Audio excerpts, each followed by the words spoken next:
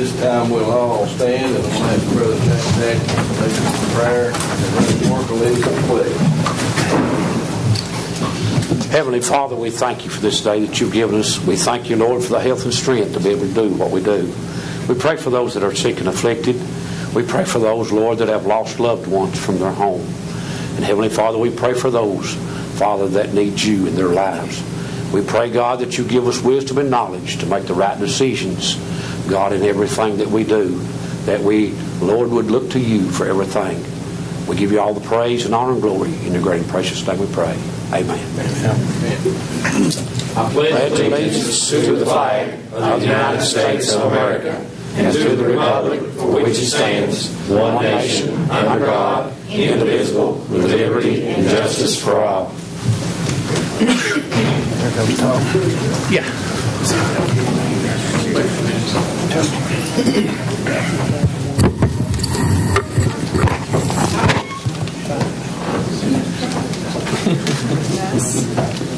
Dad, I had to put you here. Okay, we need to get Tom. What does he need to do to be present to be his spokesman?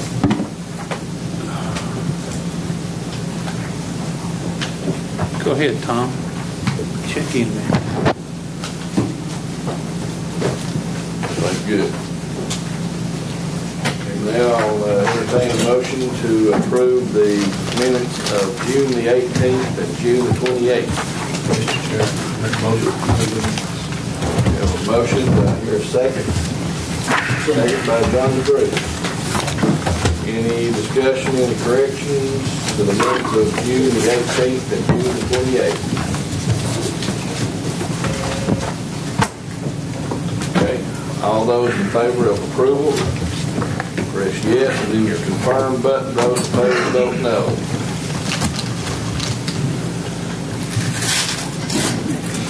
Okay. Anyone wish to change your vote?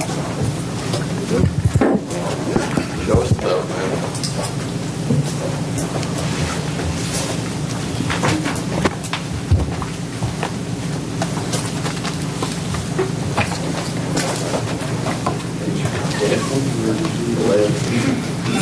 Eleven yes.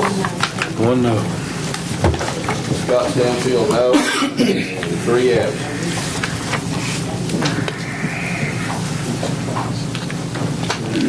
Next we'll have the Notary Public renewals. Mr. Chairman, item number 5 on the agenda is posted for citizens that want to address the commission. That's done in our workshop. It's on this approval. That's one of the rules that we have. They will address us at the workshop and not at the commission. It shouldn't be on the agenda. We'll take it out. Have to vote. We ask Mr. Coker what his opinion on that is. Mr. Chairman, I guess if it's on the agenda, then We need to go vote to either remove or allow people to address. I'll entertain a motion to Motion to move. got a motion by Bobby White. Second. By Terry Singley. Any discussion, any questions, what we're doing? What's the motion, sir? We have a motion to remove item number 5 in our agenda. Citizens wishing to address the commission. We passed rules to allow them to do that at the workshop. Mr. Chairman, does this only relate to citizens? It relates to anyone that citizens have had an issue with citizens addressing the commission, and we passed rules to allow them to do that at the workshop. You know, 5 minutes each. So this doesn't exclude the 2 individuals that were here last month from the business incubator? If we're going to make this fair, let's make it fair. They were at the workshop. They're not at the commission. But last month they were at our meeting, our regular meeting. last week they showed up at that. Who was it? It was at our regular meeting last month. It was the solar panel guy. He came to committee meeting. He did not address the commission. But didn't you have it on the agenda to come to the regular meeting? We come to he come to the committee meeting. So he had to come to the workshop. Well, if we're going to exclude individuals that pay our salaries, then let's exclude everybody. Let's amend that policy. We have a motion on the floor to remove item number 5, citizens wishing to address the commission from our agenda. Yes, Did we not give everyone have to sign last Monday to do that? we did. Didn't we pass this as one of our commission rules? Yes. Okay. Okay, all those in favor of the motion? It blanked me out. William, it's got me absent. Is there somebody wanting to speak? Is that what we're talking about? Didn't we put in the rules that if a commissioner asks one to speak, we could vote and they allow him to speak? We could Suspend the rules. suspend the rules. Yes, we did that. Suspend the rules. We're voting on. Just hang on a second, Mayor. Scott mashed his no vote before we got to the voting stage.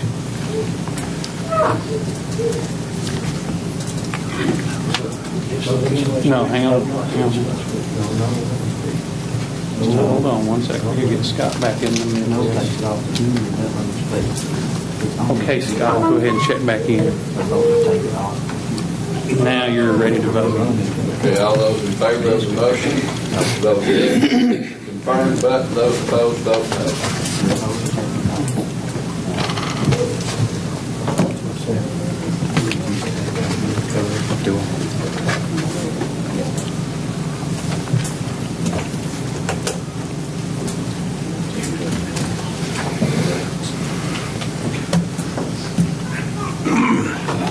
Anyone wish to change their vote? Show us the vote.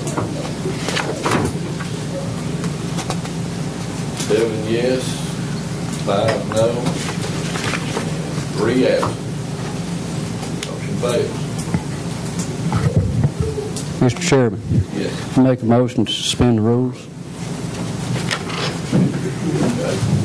Got a motion to suspend the rules? Second. To allow Jim Slusher to talk if we need to clarify that, I'll second. to address the council. Okay, we have a motion to suspend the rules to allow Fletcher to address the county commission. Mr. Coker, Chairman, if it was on the agenda, then I don't think you have to vote to suspend the rules. The commission has not passed the resolution to take it off, so I guess you would proceed with the item on the agenda. okay. Mr. Fletcher, you're recognized. Thank you, Mr. Mayor. I guess we set a precedent tonight. Right, Ms. Ayers? So, hang on just a second, Mr. Fletcher. So, do we need to suspend our motion? Y'all need to withdraw your I withdraw my motion. Okay. Now, Mr. Fletcher. Ms. Ayers, I'd like, since you're a CPA and you're familiar with audits and audit findings, would you say the last audit with significant findings are rather minor and not worthy of discussion by the commission? It's been a while, but I did review it. It had some material items. They were material? I don't have it in front of me. It's in my car. Does anybody have a copy of the? I have a copy. Hand that down to her.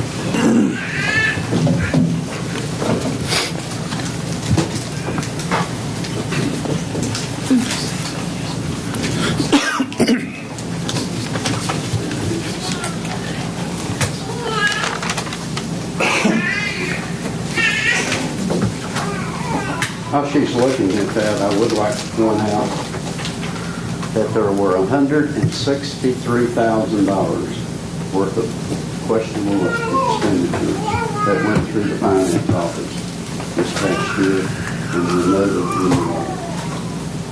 Here we are, broke as a county, no money, looking at a 16.5% increase in taxes, and no doubt facing another tax increase next year. Yet it is pointed out by the Director of Finance that since he ran so many items, that these significant findings really, I guess, aren't worthy of note by the Commission. There's been no formal review by the Commission. There's been one commissioner asked one question, and he was given incorrect information that the auditor agreed with him on an adverse finding. Auditors do not agree on adverse findings, because if they do, it would not make the audit. There's only adverse findings that go in the audit. And, you know, there was also a thing written up about duties not segregated adequately in the county court clerk's office, in the clerk and master, and also the register. As you know, there's rumors flying all over this county that 2 employees were terminated for a discrepancy in cash in their office. And I can tell you, when more than one person works out of the cash drawer or whatever, there is no way to assign responsibility as to how that cash may have. There's a question about whether it's correct or not. And these are significant. And that's why the reason for the recommendation of an audit committee was made, to make sure that these things are looked at, that they are examined, and that proper people know about them. There may be some audit questions in here that need to be discussed legally. There's some serious questions raised. And it's incumbent upon this commission to look into these items, which has not been done. I don't even know that the commissioners read the audit, because I think these audit comments are at page 182, 183, 184, and that's from memory. I may not be exactly correct.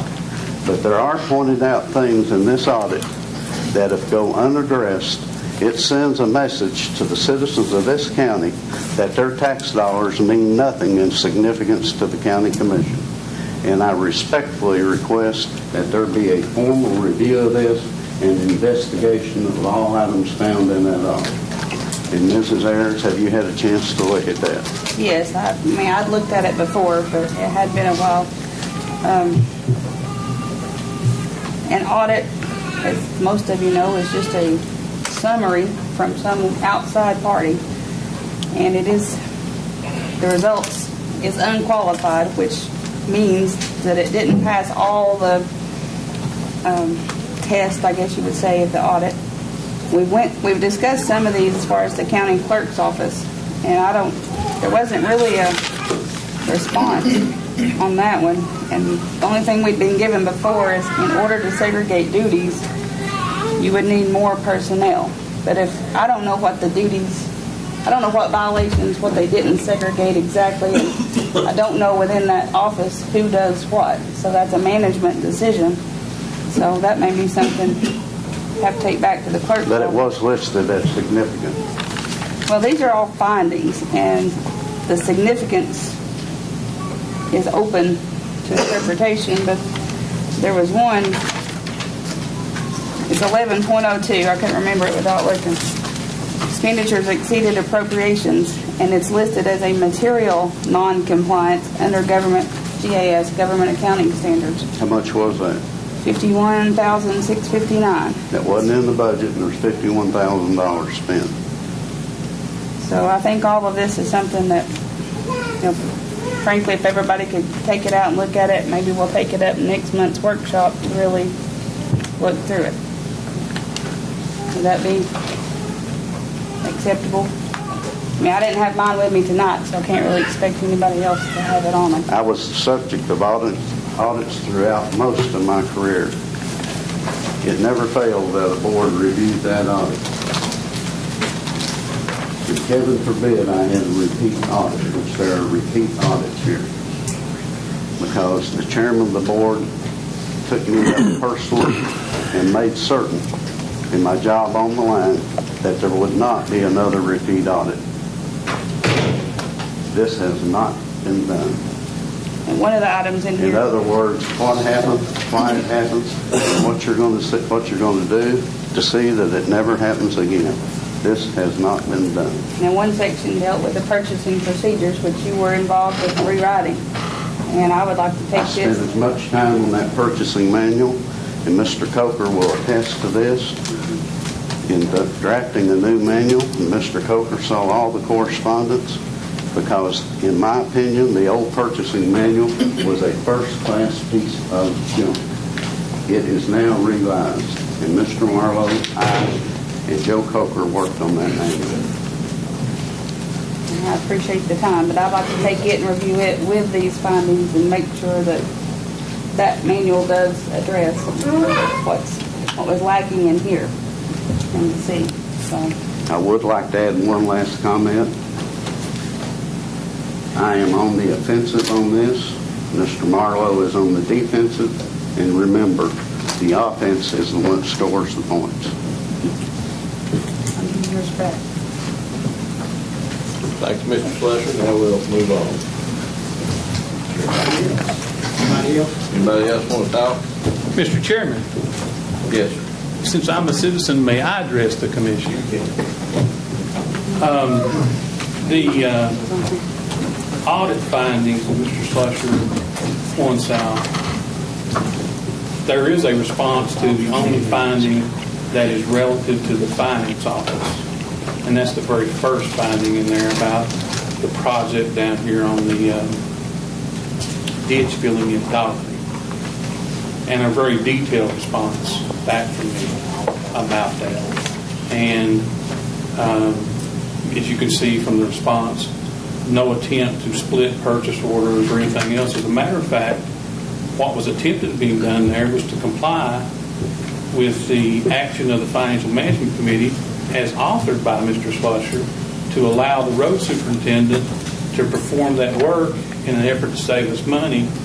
And the machinery that the road department had was inadequate in size to lift the concrete pipe and place them in the ditch. The $51,000 item about being over budget is directly related to the action of the commission in approving the health contract with what was HPL that became CHC. And as most of you know, if you've ever been to the hospital, the billing arrears for hospital are anywhere from 90 to 120 days out. The Sheriff's Department's budget and the line item for the 340, which is what this is talking about, medical services, was not over budget at June 30th from the information that was available at that time, but became over budget in the accruing of payables after that time. And we had a contract that said once we reached our cap amount of $55,000, we had to bear 100% of that cost. And that had to be set up as a payable, and it pushed that category over budget. That's what that finding is relative to. The Sheriff's Department might have been able to have determined that their utilization of the services and the people going to the hospital was greater than they had originally anticipated, and perhaps guessed at how much of those items would be billed back to the commission, but they would not have known precisely, and it would have been very difficult to make a budget amendment to have done that in advance, because that didn't become known until 90, 120 days after June 30th.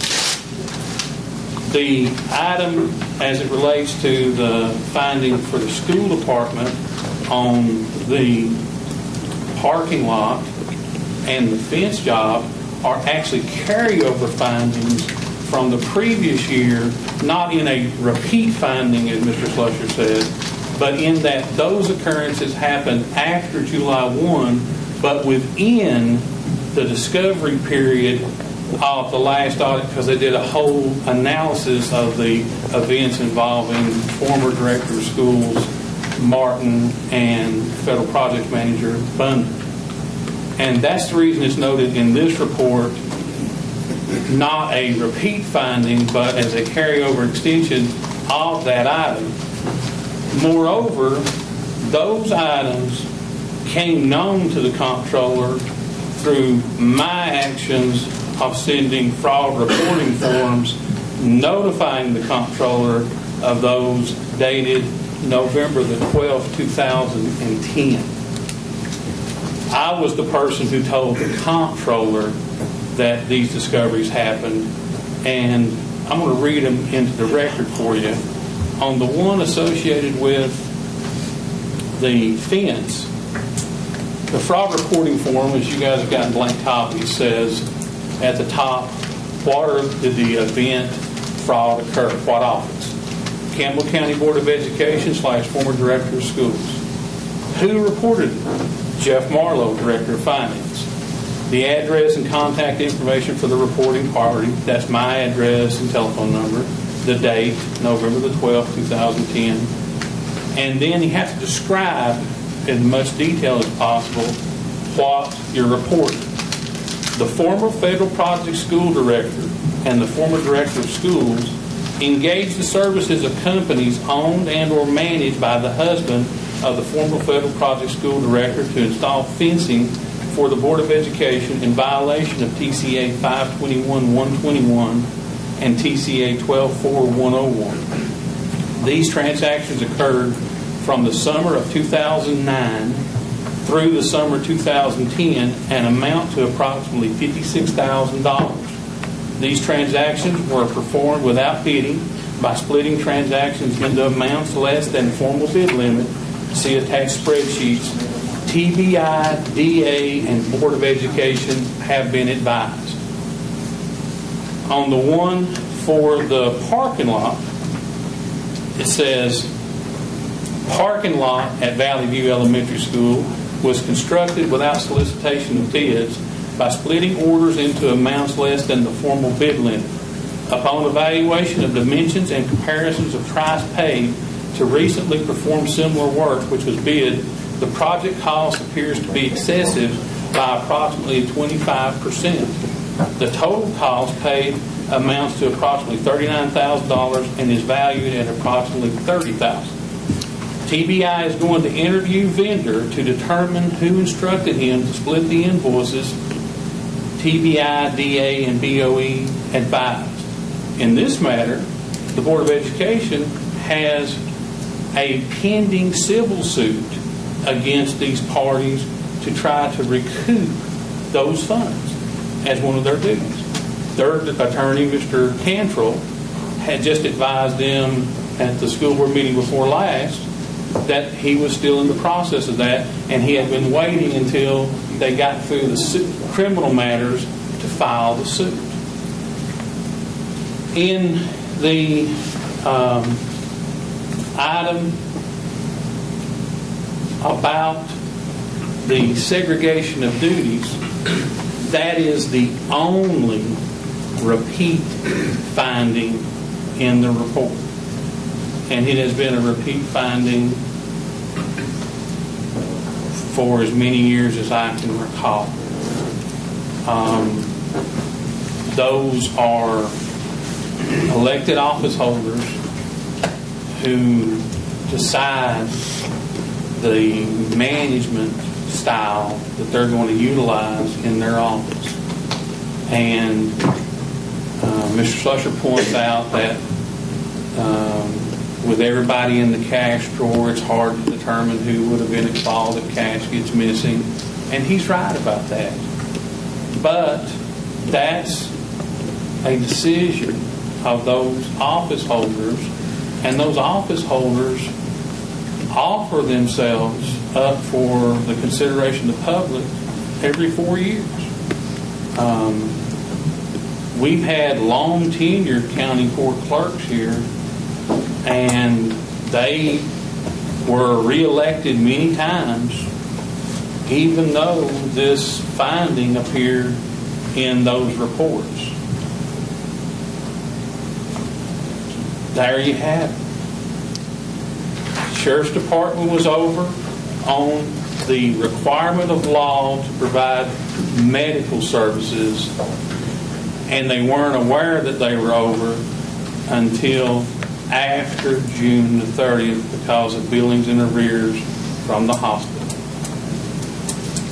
On the parking lot and the fence, those were things that were carried forwards from the previous audit because they occurred after July 1, and those people were indicted and are no longer here.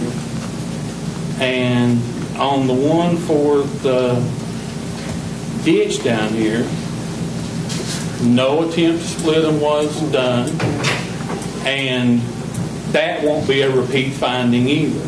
The only repeat finding that should show up in the June 30th, 2012 audit report will be the segregation of duties finding. That means they're already cured.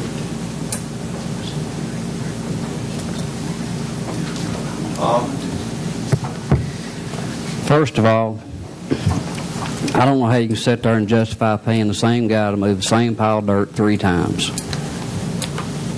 Maybe 4 times, but 3 that I know of. I didn't pay him to move it more than once. Yeah, he did. No, I didn't. He moved it from up here down here. No, he didn't. Then he moved it from over here down to the bottom of the hill. No, he didn't move it from up here at all. Where'd the dirt that was down here come from? That was It came too wet up to here, use. but he didn't move it from down there. He wasn't the contractor on that job. Then we paid him twice, moved it twice. No, we paid him once. It was moved twice, back here. No. Now, whether he moved it from up here or down here, it was moved twice back here. Okay, I'm not going to argue with you. We paid him once. I'll move on. It was probably figured in on the rest of the job that he done. Secondly, it doesn't matter if it was carried over from the summer of 2010 to the summer of 2011, it still hit the audit report on the fence and the parking lot and stuff at Valley View School. And I think the only reason you even turned it in was after Jerry Chapel started asking questions and started coming over and asking for copies of purchase orders and invoices. Not true. Well, how I can prove that to you we got 2 different opinions. Well, no, I can prove that. We had a special called Board of Education meeting to address the fence and parking lot. And the same day of the special called meeting, the chairman of the Board of Education in my office said, Jeff, what about these comments that I received from Mr. Chadwell regarding the degree of Miss Bundy? I said, Mike, I don't know about that.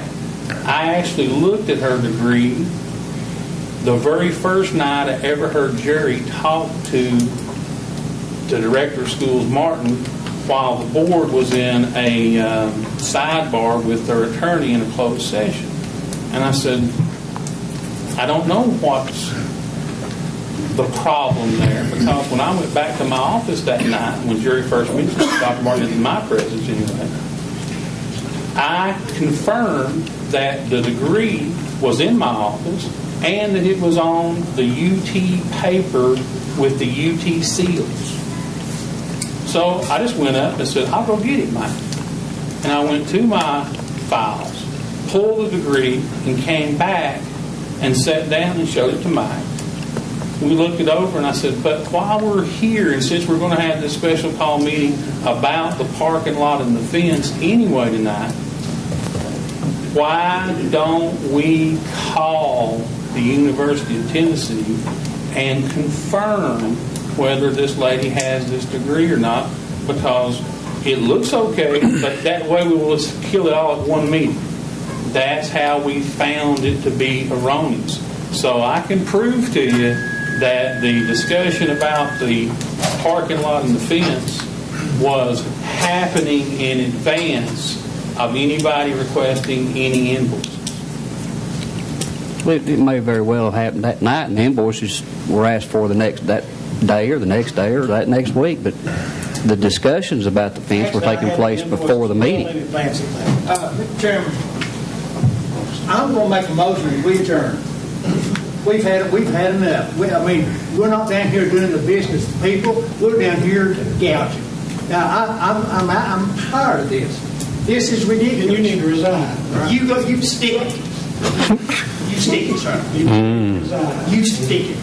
I do something. That will return to orders of the day. Take a 5-minute recess. If you want my job, Jerry, you run for it. Yeah, I say that. I want to apologize to the audience and people in the county for my outrage. But I had enough, folks. And I'm here for business. That's what I want to do. That's what we're here for. No more comment. No more comment from the audience. Next comment from the audience, I'll ask the sheriff to take you outside. That's it. That's it. We're going to conduct our meeting. And I apologize. Okay, we're back to approval of the notary renewals. Motion for approval of notary renewals. Okay, motion by Oric, seconded by Singley, and the renewals are Belinda Nanette Packett, Barbara J. Null, Sharon R. Miller, Tricia A. Ray, Amy S. Blankenship, Becky Hicks, and Melissa S. Turner. Everybody is ready to vote. I'll have the clerk to take the vote verbally. Atkins? Yes. Ayers? Yes. Baird? Yes. Bruce? Yes. Evans? Yes. Hall? Yes. Hatmaker? Yes. Orrick? Yes. Singley? Yes. Stanfield? Yes. Walden? Yes. White? Yes. 12 yes, 3 absent. Mr. Chairman, if you don't mind, vote on the machine as well. Okay. Voting. We're going to vote on the machines now. All those in favor, vote yes. And press your confirm button. Anyone wish to change your vote, show us the vote. 12 yes, 3 absent. Okay, now the new applicant. I'll entertain a motion to approve the new applicant. Motion to approve the new applicant. Motion to approve. Second, Mr. Chairman. Seconded by Johnny.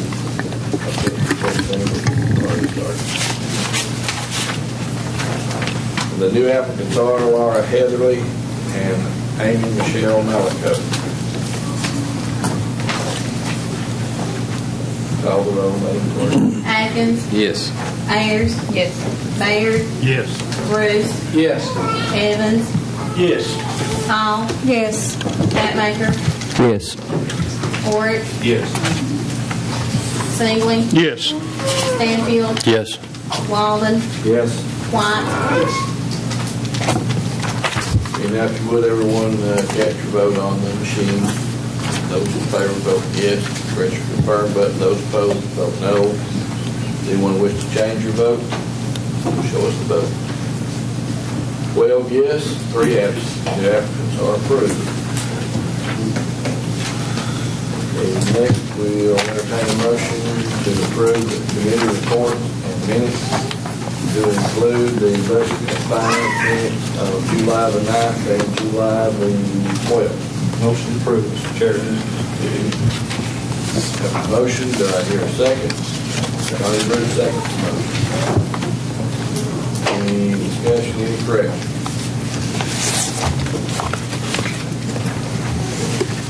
All those in favor, vote yes, then press your confirm button. Those opposed, vote no.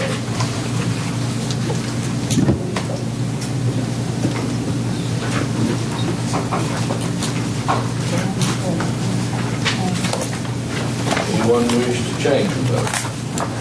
Show us the vote. 12 yes, 3 absent. Next, I'll entertain a motion to approve the budget amendments. No budget amendments, Mr. Chairman. And I'll entertain a motion to approve the reports from county officials in all departments. Motion to approve all those nominations. We have a motion, seconded by Connie Bruce. Any questions about the report? Is there a reason why we don't have North Regional EMS report? I'm sorry, is there a reason why we don't have? I have no idea. We just don't have it. So the motion would be To include those that are in the packet as well. Mayor, can you request, I'm like Bob, if you can request, if you not got nothing from North Regional, E911, regardless if it's from the month previous, if they've got them, I think they need to send them to commission so they can look and see what's going on in their departments. Do they send those directly to us or through somebody? 911 normally will send, I think we get them. 911, the EMS, the North Regional, I don't know. Peggy does. They come to you. The 911 sends your.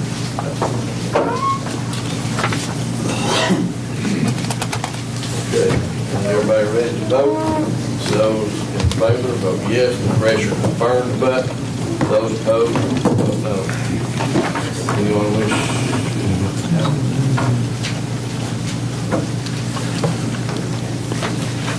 Anyone wish to change your vote? Show us the vote. 12 yes, 3 absent. Reports are approved.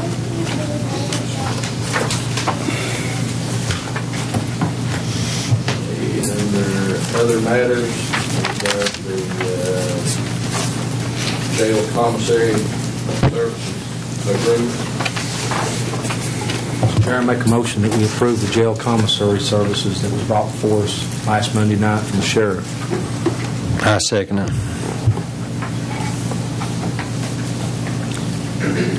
Any discussion, any questions? All those in favor, vote yes. No pressure confirmed. Those opposed, vote no.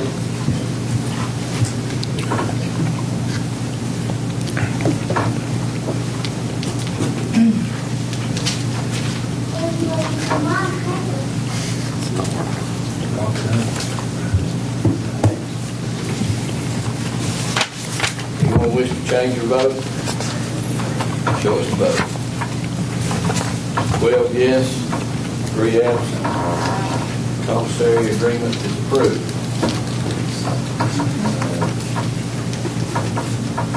We need a motion to suspend the rules to take up the sheriff's request for their surplus property, designate their surplus property in this.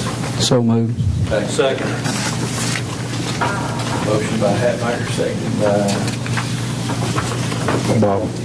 Bob Alden. Bob Walden. Received the 911. Yes,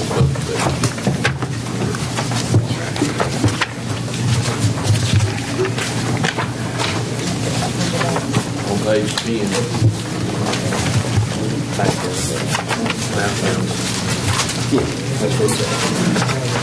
We have a motion and a second to suspend the rules. All those in favor, vote yes, and the rest confirm the vote. Those opposed, vote no.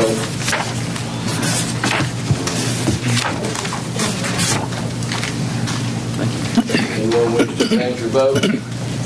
Show us the vote. 12 yes, 3 absent.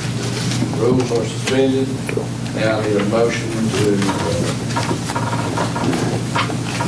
approve their surplus property for the sheriff's department. Motion by Orrick, seconded by Hare. Any discussion, any questions? These go for auction, I guess. Are these to be auctioned off at a later date? Yeah. Yes. Any other questions? Bad weather. Okay. All those in favor, vote yes. The pressure confirmed button. Those opposed, vote no.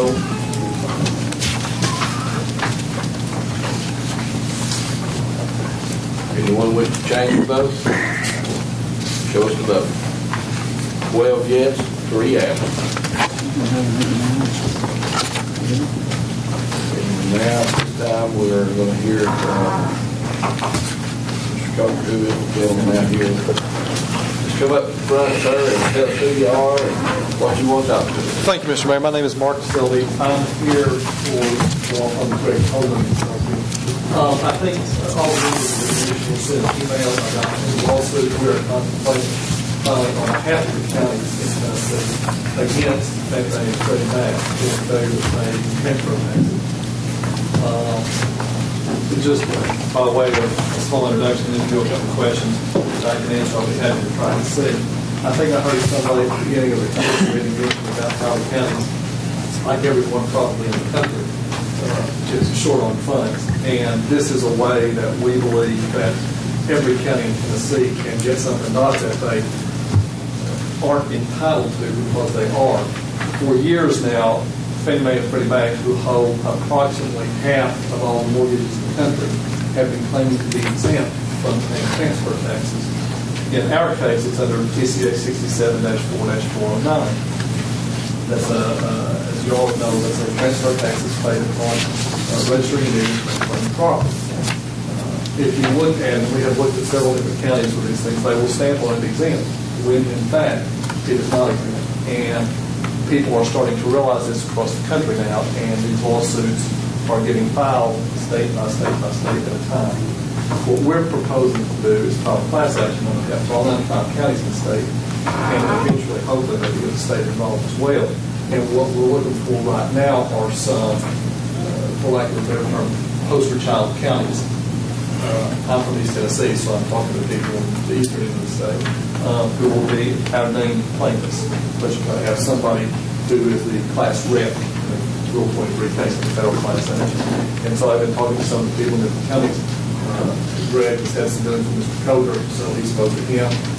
Greg's out of the country right now, so I am pinch hitting for him here to see if you all have any questions, to see if I can get you all to authorize me using you all as one of our class action plaintiffs. Y'all should have an email if you have any questions or anything from that. I'll be happy to answer the questions you've got to the best of my ability. Anybody have a question? Is this properties in foreclosure back taxes?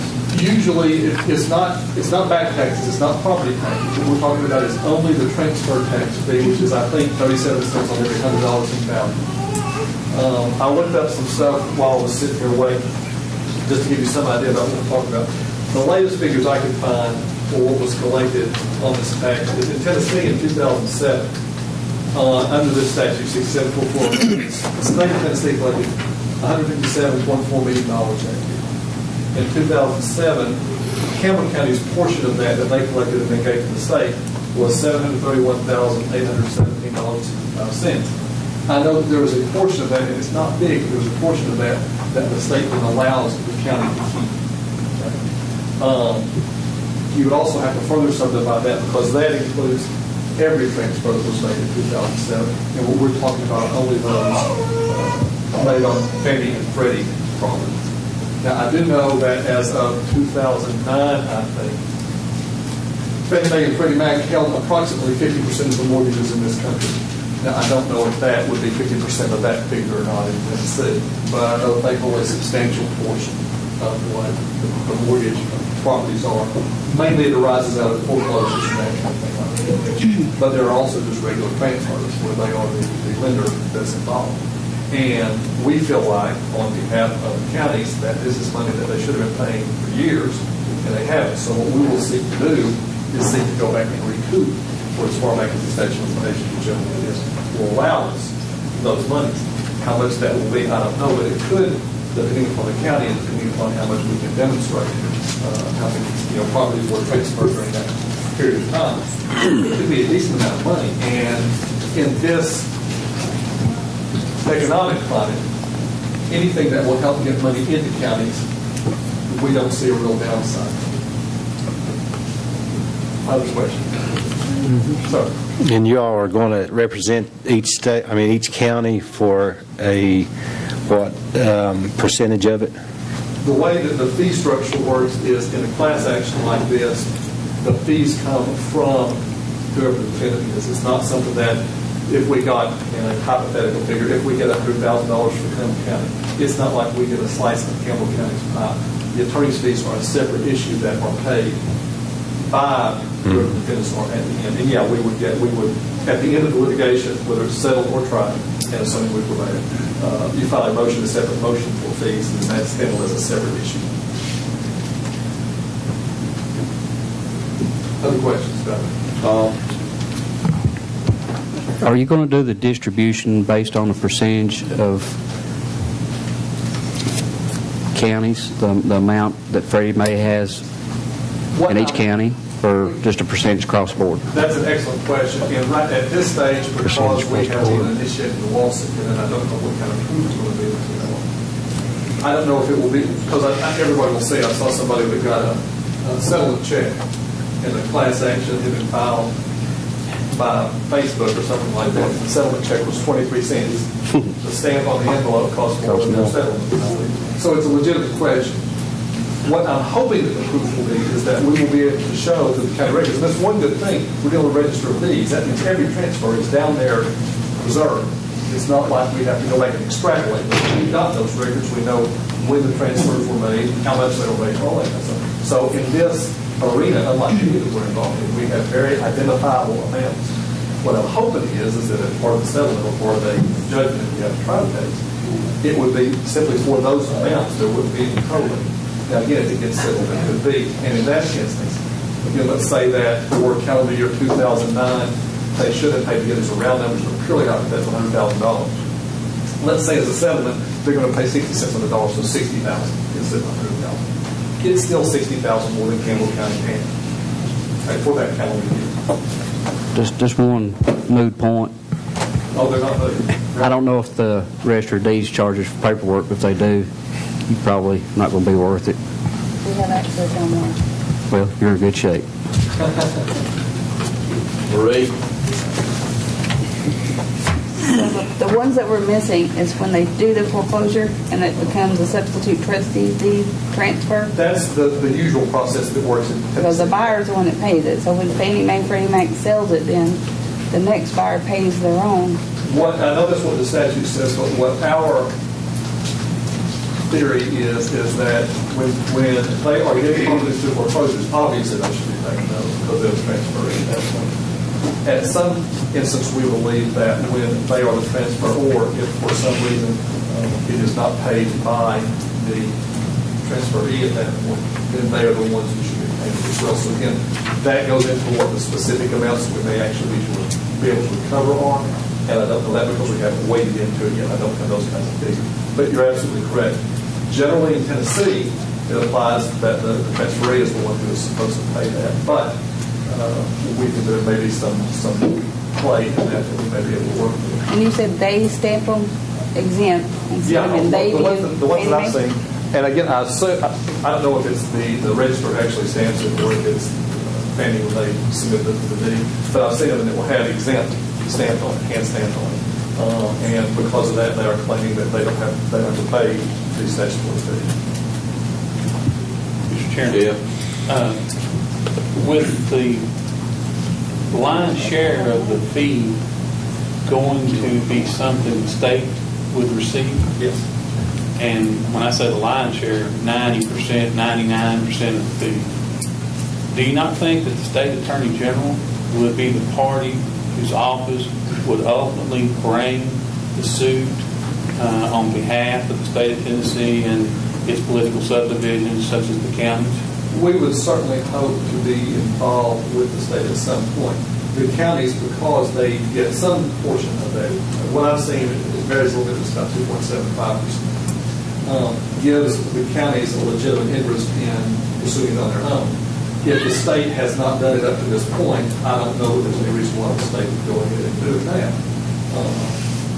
I believe the counties themselves may have a little bit more motivation because the state, like you said, gets the lion's share of this anyway. I believe that the counties, in fact, I just heard something on the radio that said the state budget was in pretty good shape. I believe those county budgets are in in as good a shape as the state roads can be. So their motivation isn't as strong. That's why we're seeking to initiate on behalf of the county. If the state wants to come in, super.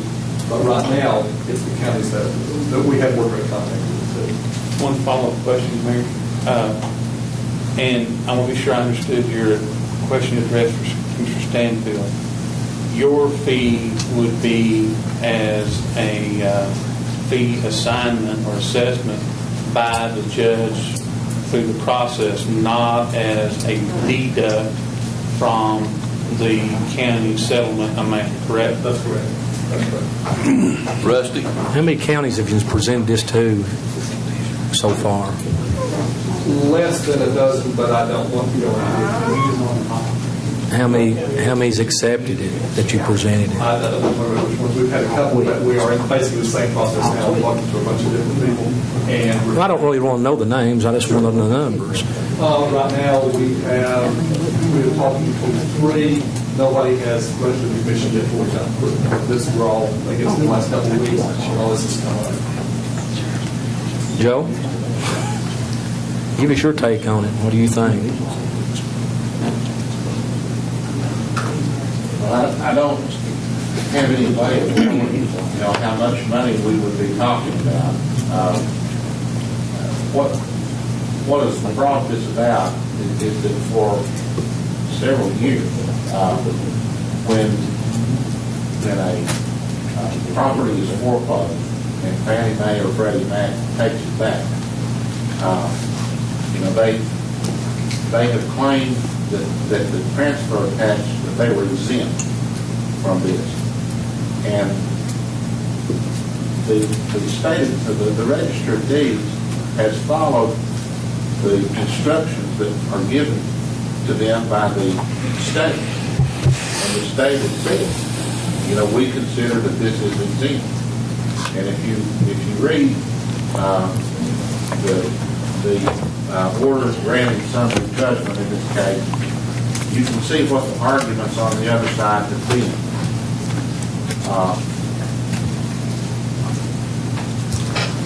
I have no way of knowing how many of these there would be, but I'm just going to take a guess, a wild guess, and say several hundred. It's probably not thousands. We've had a lot of foreclosures in this county in the last several years, particularly in the last 4. So,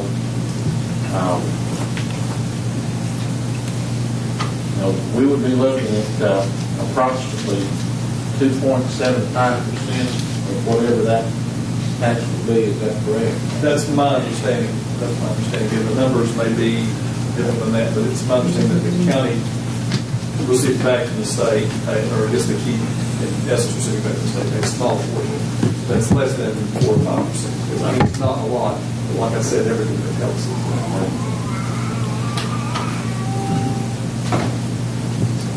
So in other words, if there was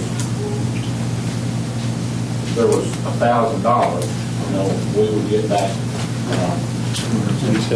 $27.50. But we're not out anything. Would the state not be the big winner in this? That's what worries me about the divided factors that comes into place when the state gets held up. Oh, in terms of the gross amount recoverable, sure, it would be in the same proportion that you have to pay into the state anyway. But again, if the state gets that, that's what they're entitled to anyway. But right now, there's money that Campbell County should have been getting that they haven't. Jeff? One final question. By the counties taking the action in this manner, is it, and this is not to be disparaging remark on your part, but is it a mechanism by which it gives you standing in the case so that if in fact the state does take it up because it becomes a big dollar item to you, that you're in a position to get a fee? And otherwise, without that standing, you would not be in that position to get said fee? I think I understand what you're asking. Let me make sure that I'm writing it correctly. In order to initiate the action, you have to have a claim. In this case, the state has not taken any action, and frankly, if I thought I could get the state to move quick enough, I would be talking to them as well. But I think the bureaucratic mechanism in dealing with the state is going to be cumbersome because time is more of the essence. Not that I think Freddie and Freddie will bankrupt, but it's better to go ahead and get in now than just wait. Initiating on behalf of the counties who have a significantly smaller but still legitimate interest gives us somebody to sue on behalf of. Standing. So that would be standing in. Yes. And my understanding, you have no client, mine is no client, you get no fee. Well, yeah, exactly. I don't have a lawsuit, I don't have a lawsuit, for sure.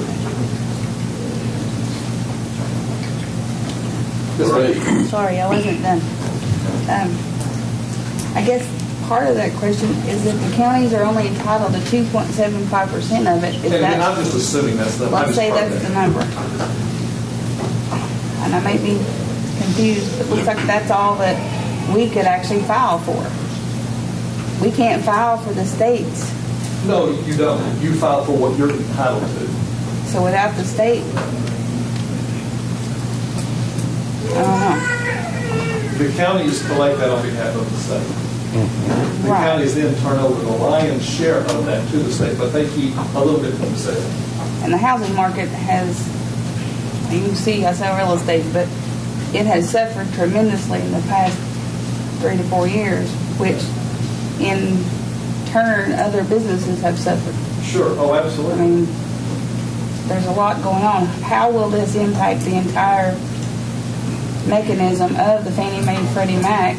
Will it affect them so negatively across the nation if it becomes that large? Are we putting us in a second housing recession? It's certainly a legitimate question, and not one that I can answer. What I can tell you is that this horse has left the barn. Okay. As you can see from the material we filed, Michigan's proceeding, Illinois is proceeding, a lot of the East Coast is proceeding, Florida is proceeding. I don't want that misconstrued. I want every dollar we can get. Sure, but at the same time, you don't want to close 20 other businesses in the county.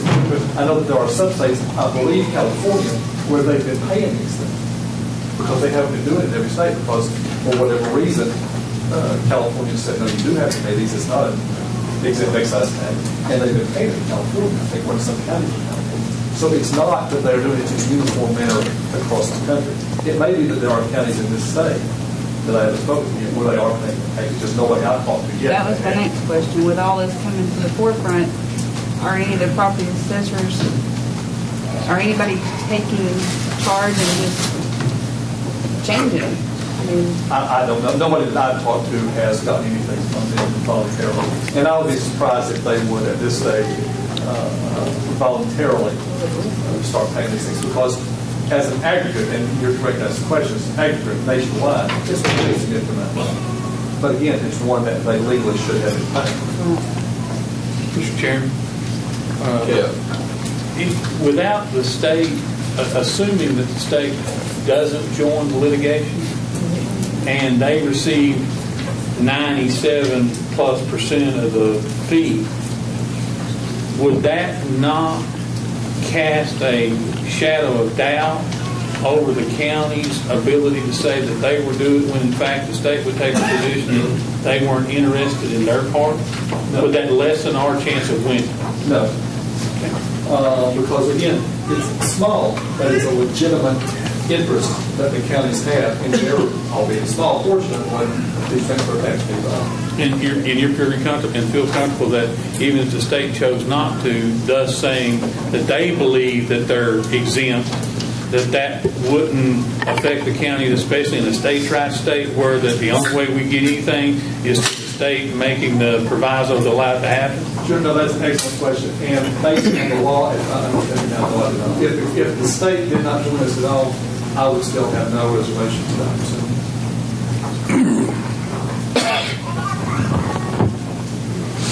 If I might add one other thing here. For those of you who are not familiar with this process, when you send a deed to have it recorded, we're doing a closing or it could be somebody taking it in to record an individual. The the person who is buying the property, in most instances, pays this tax. And it's $3.70 per $1,000 of value, or 37 cents per $100 of value that is paid to the register of deeds to record that deed. So if you had $1,000 and you paid $3.70, 2.75% of that would be approximately, what would that be, Mr. Marlowe? About 9 cents. Okay, but that would be what the county would be entitled to for that $1,000 of value that was reported. So if you had a $100,000 house, you'd be looking at $90.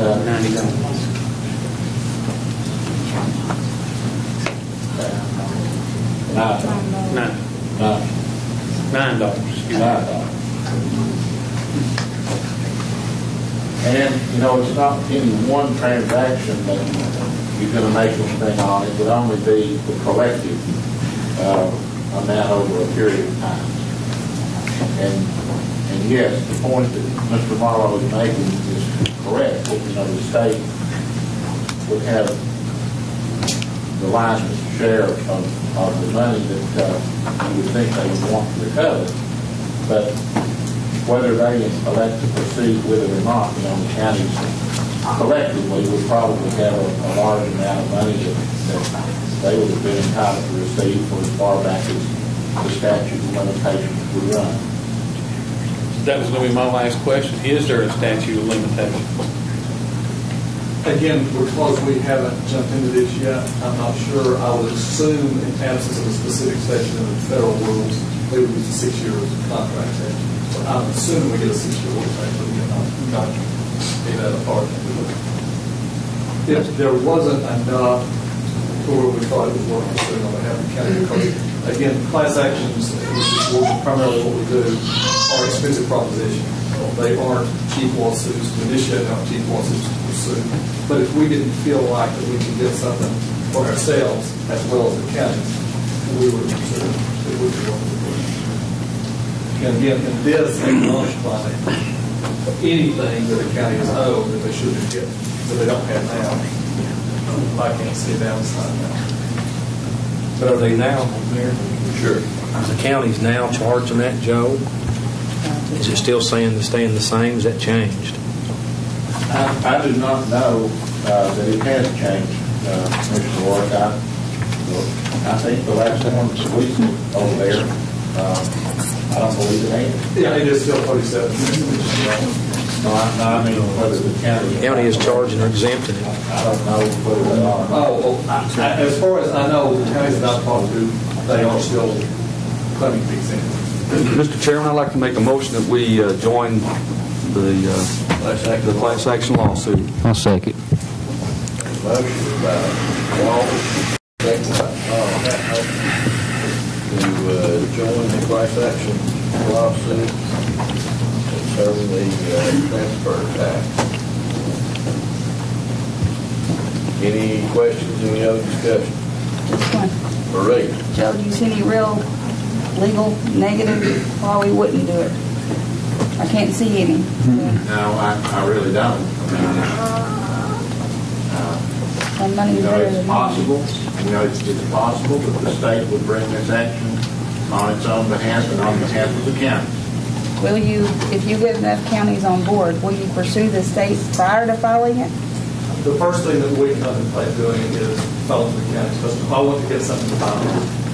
And then at that point, we will contact the state wishes to join in.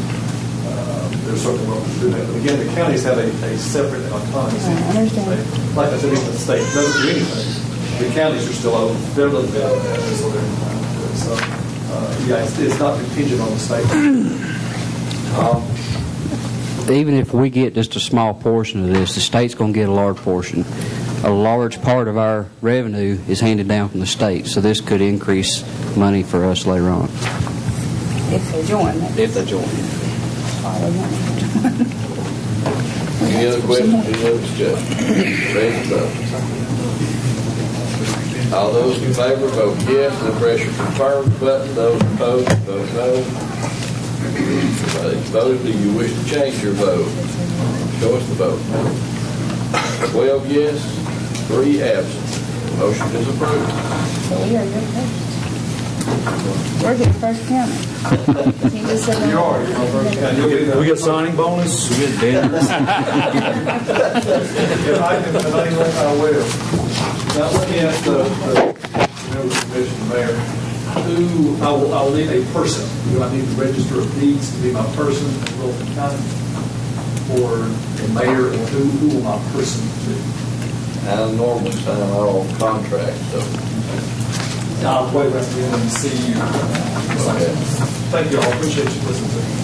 And we'll hope for that. Thank you. On that point, you probably need to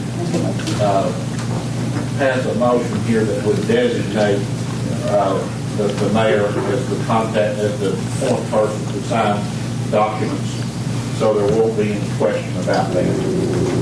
Motion to designate the mayor, sign documents, Official representative of Campbell County government. We got a motion, seconded by Charles Perry. Motion by order.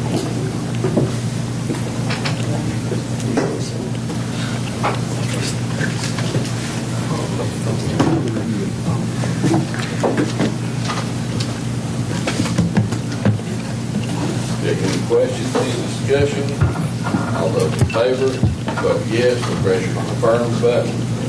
When anyone wish to change your vote, show us the vote. 12 yes, 3 absent. I'll speak to you. Okay, next thing on the agenda, I passed out this letter from the Chamber of Commerce requesting that we release funding under continuing resolution for a monthly amount of $8,083.33. And when the budget is passed, whatever we have paid the chamber will be deducted from the final amount that is appropriated to the chamber. So moved. Got a motion by Mr. Walden, seconded by Marie Ayers. Any questions, any discussion? Mayor, if you could read the specific language of your motion there. It's a motion to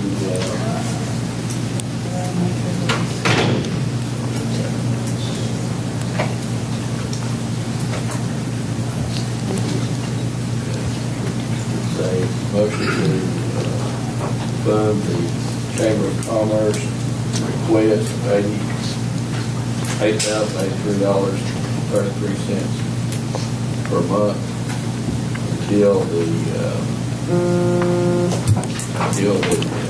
budget is passed. What we have paid them will be deducted from the final appropriation. And the amount again, $8,000 $8,083.33. I got it.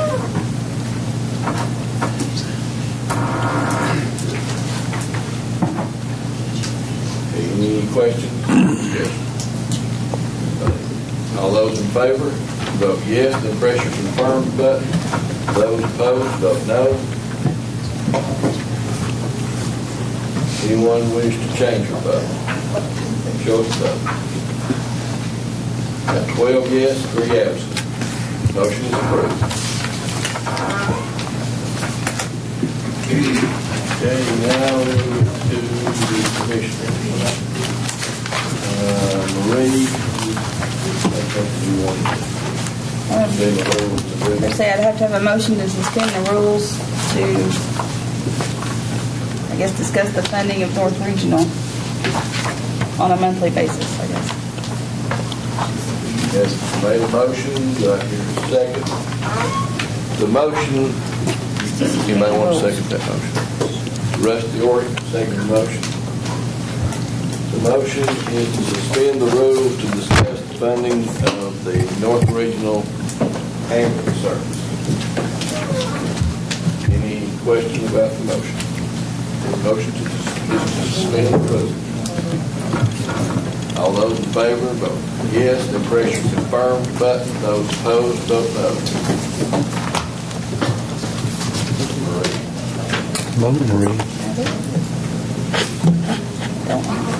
Anyone wish to change your vote? Show us the vote. 12 yes, 3 absent.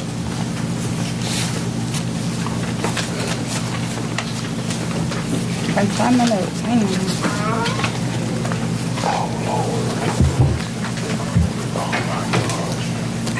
I don't have the amount in front of me.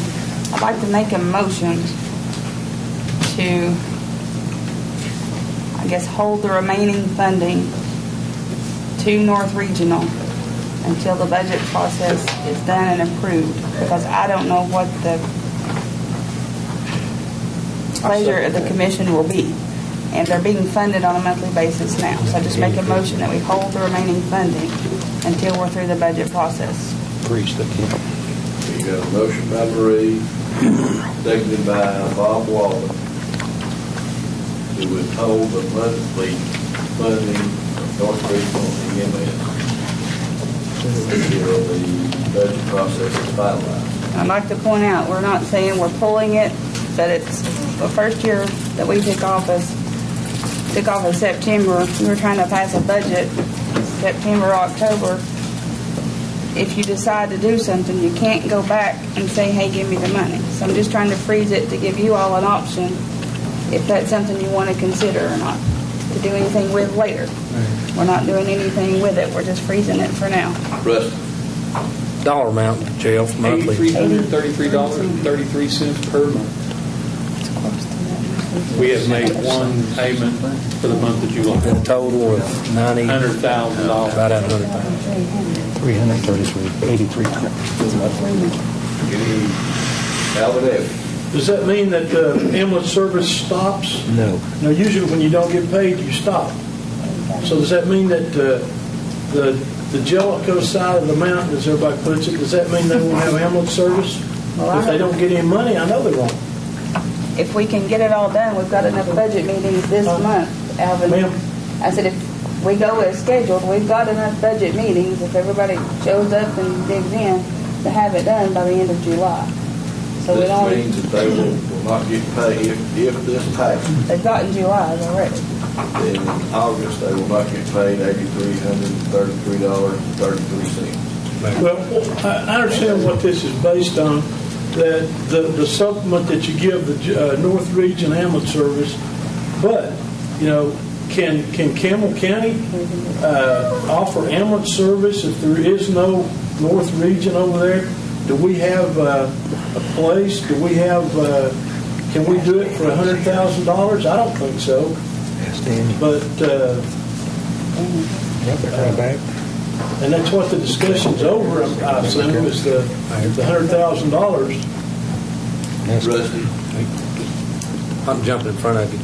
How much? When does the payments go to North Regional, Jeff? Is it on the first part of the month, the last part of the month? Usually within the first 10 days. So we've done sent them one of $8,000 something. So you're looking at the first 10 days of August. So that would put us after the commission meeting, so we'll be at $16,000 already gave out. If, in fact, you don't make this happen. This is just strictly up to y'all. I just brought it to the attention. Mayor, Beverly. what is the reason they're wanting to withhold the money now? What is the reason, Marie? Why are you wanting to put a stop to it right now? Well, I'm not wanting to put a stop to it. I'm bringing it to your attention. Well, why is it brought to our attention now that we need to? It's part of the budget, and it is something that has come up in the past. Several of you have said, why are we giving this amount of money to North Regional? Because they don't give us their reports. I mean, it's obvious they're not in this month. So it's just up to, you all. I just want you to know, if you wait and don't do something, then you decide to cut some of it, there may be more out than you can go back and do. Maybe we just need to do like July and August. You're out $16,000 out of $100,000. I don't know how the budget. Are they reporting to Danny or anybody? Is anybody getting a report from North Regional? I thought that one of the discussions we had, that Danny, you told us that they were reporting. I just don't know who they're reporting to, but evidently they haven't reported the last couple of months. When we talked with Eric Weinsgatz, I think is the director of the hospital, Villegas, I think is how you pronounce his last name. They were supposed to give the reports directly to Peggy. We provided them with the email address, and Charles Saxon, the director there, was supposed to provide the operational reports again directly to Peggy. They don't report to me. I only get carbon copied or whatever's in the book, just like you all. Rusty. Well, to answer Commissioner Hall's question, if you remember, Beverly, when we came on board at first, remember we were so many months into the budget process, and we started saying, well, why don't we do this or that? Then you were already 3 months into continuous resolution. Right, and so then all of a sudden you try to cut something, there was hardly anything there to cut because you'd already spent, 25% of the money. And I think that's what Beverly, or what Marie's pointing out, is that if we let all that go, then when it comes down, if we want to whittle on something, there's not much to whittle on. If we remember, we took part of those funds. Jeff pointed out that we could do the billing cheaper than they were doing it, and they refused to do that. So we cut those funds by that. We cut their funds by that amount, and that's. And it failed. It failed. It failed. I thought they were getting $100,000 previously. They are still getting $100,000. I thought we cut it back to 75. Oh no, it failed. Rusty? Well, not only that, Marie, we've got other departments that we're looking at too that's also waiting on this. I mean, it's just not just that. And I know it's a big part of the pie we've talked about. It's hard to cut up. Danny, they still Class A service. They still, last time you had any... Yes, they are. They run 2 ALS units, so at least one around the clock, maybe 2 around the clock. Still bringing their ambulances to you, being serviced and all that. Yes, they do. Still making payments to the county on that. Yes, everything's still working. Alvin? Marie, if we did this and we decided that we were going to take over the ambulance service, then we're still going to have to commit some money, as much or more, to offer service to the North Region. Right now we're getting it for this amount, but if we cut it off in the middle, then there's a possibility it would cost us more. You know what I'm saying? Right now we don't have a place in Jellicoe. The county doesn't. Industrial park, I don't know, but we'd have to build something. Hire people, ambulances. There's just a lot of things. And would it cost $100,000 or would it cost more? Right now we're looking, like you said, for cuts. So if we decide in August it's going to cost $150,000 to run the ambulance service by us, then we've got to come up with 50 more. I agree. Just bringing it to everybody's attention. Bobby White? I'd like Mr. Morrow to ask a question. Jeff, how many other departments do we have that we're in the same shape as Jellicoe? I mean, that we're paying money to, that the continuing resolution will stop. They're getting that, like the Chamber of Commerce. Well, we have. I mean, we're under continuing. We have 2 different groups of appropriations, and in the case of the Chamber of Commerce, that's a contribution from the county to the chamber. That's totally a discretionary act upon the commission's part, and as a totally discretionary act, those funds would not have been released by the finance department to the Chamber of Commerce at any amount until the budget was approved by the commission, making those funds known in the budget. And that's standard practice for all things that are of a totally discretionary contribution type arrangement. What about Jellicoe? Hang on a second. With Jellicoe Ambulance Service, North Regional Ambulance Service, that's not a contribution. That's a contract that we have between us and North Regional EMS to provide ambulance service in that area. Years ago, we used to give the whole $100,000 as soon as the budget was passed, or under continuing resolution, they could bill for all of it right then. And the commission changed the contract to be a month-by-month contract to prevent exactly the $100,000 being given in advance if, in fact, you want to try to renegotiate what the total would be.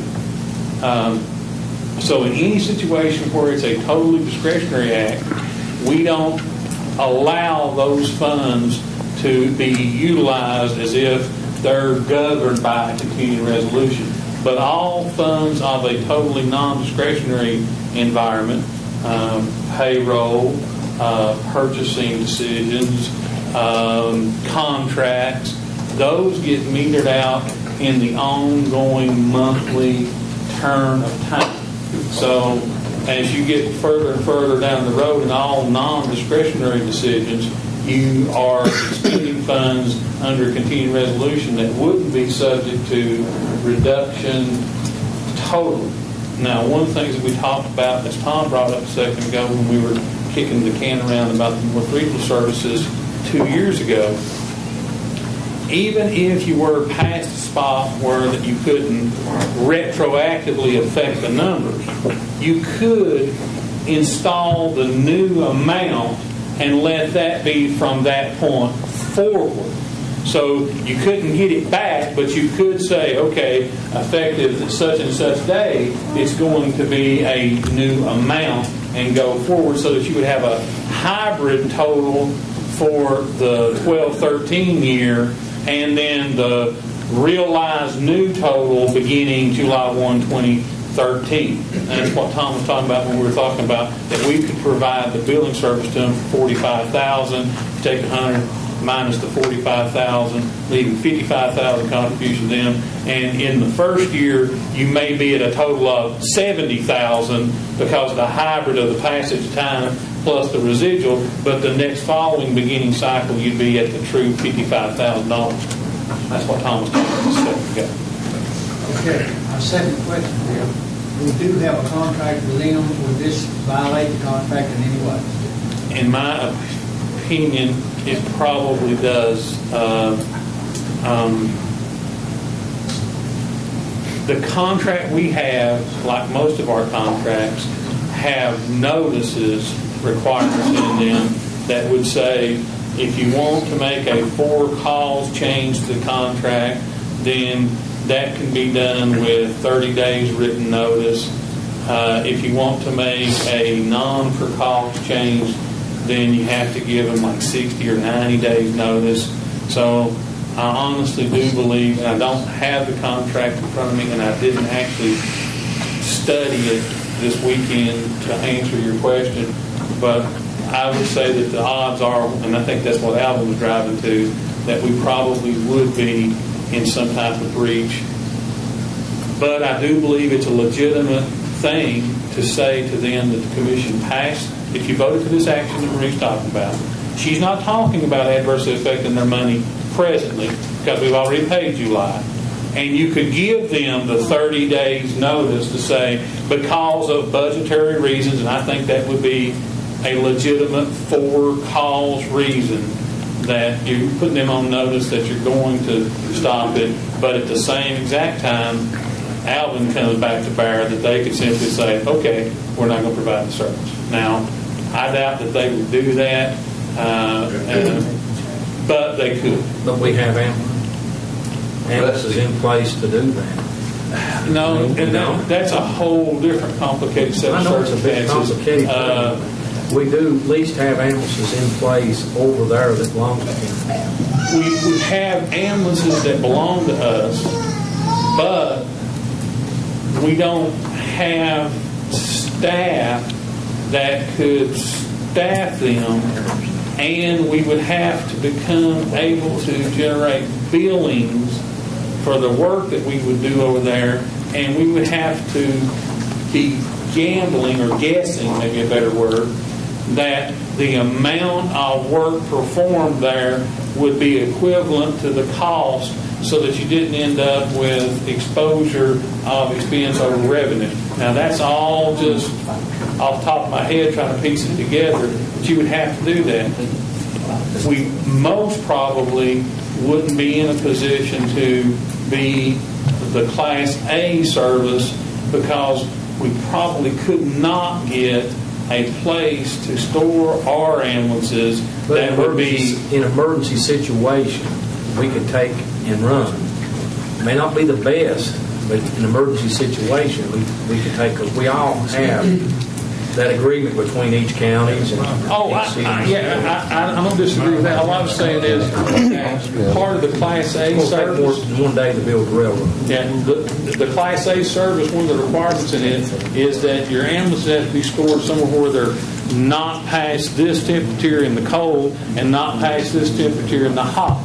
And we probably couldn't achieve that unless we worked out some type of arrangement to store the ambulances where they presently are. And I don't know how that entity would feel about that if, in fact, we're in a contract dispute.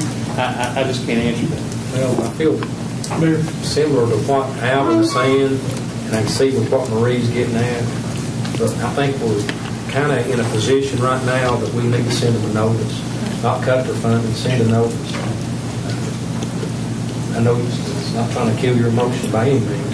I think you could vote on her motion because you have 30 days out to send them notice. Yeah, you've got to give them notice anyway. Yeah. If this passed, then you've got to give them notice, and you've got that, whatever that period of time is to get whatever they decide to do to get your ducks in a row. Yeah. Jeff, can you work up a study on what it would cost for the county to take over the ambulance service 1st of August to include storage, salaries, ambulances, property, buildings, and so forth? Danny has already worked on a cost analysis of operating in Jellicoe when we were discussing this a couple of years ago. And so I think it could be modified rather quickly to be in today's dollars. The biggest unknown item in that is the physical plant part of the facilities. Where would we be located there and how to do it? And I think that what Danny had come up with the last time was, as a temporary measure, to place a portable building on some county or city-owned property. If it was city-owned, to enter some type of short-term lease with them. If it were county-owned, you'd already have county property there. Place that on it and operate kind of like Rusty was talking about in an emergency-style environment to perform the service. His calculations showed that the amount of run volume that's being performed by Jellicoe Ambulance Service, North Regional, is sufficient to allow for the Campbell County Ambulance Service to perform those services, cover the personnel cost, and at a minimum pay the debt servicing requirement that would be associated with the capital improvements necessary. So he's worked out a plan that shows that it is feasible to take over that service and not be in a negative revenue to expenditure environment. Was there a ballpark figure in that? I don't remember it. Danny remember off the top of his head. Do you remember what it was, Danny? I don't know. The structure that we're talking about is what Anderson County has done, where they... Well, no, we're not talking about this. Just, do you have a figure that for the building and the housing structure for the vehicles, somewhere between $75,000 and $100,000. That was 2 years ago. So a one-time investment of $100,000 would put us in a county-owned property to where we could house 2 ambulances there. If it came to us immediately, until we got that situated, we could do what Rural Metro does in Knoxville. We could house each person inside the ambulance there. You know, they stay in Rural Metro Knoxville, they stay in the ambulance. They can go out into restaurants or into the hospital or whatever, but, you know, they station actually in the ambulance until we can get a permanent structure. Marie? I just want to point out, again, I was not making a motion to stop their funding. I feel like my job as a commissioner, I've had so many calls this past month. We need to make cuts wherever we can. We don't need to raise taxes. We need to make cuts. We don't need to raise taxes. I feel like my job, not just budget and finance chair, but as a commissioner, is I'm looking through the budget to look for potential and to bring it to light. And that's up to you all, but by all means, we don't want to adversely impact North Regional because there's people over there that without an ambulance, we wouldn't do it. We wouldn't want to do that. But this is the discussion that I was wanting to happen because I don't know what it would cost to run an ambulance service in Jellicoe. Now, who owns the ambulances that North Regional Campbell use? We already own the ambulances. So if we indeed end up over there operating, we just need a building and the people. So, I mean, again, it's just an option, but we don't want to, I don't want to jump the gun. Bobby White. So I can withdraw my motion. The only thing I don't want to do, I just don't want to jeopardize our contract with North Regional. I mean, if I have the assumption that we are going to notify them within 30 days that we are getting out or we're not going to pay them or whatever, that's fine. But as long as we abide by the contract that we have with them, that's my... So we need to definitely fund August, I would think, and then... But at this point, I mean, we don't know, are we going to cut anything, are we going to continue? So would you like to amend your motion to say... Include August?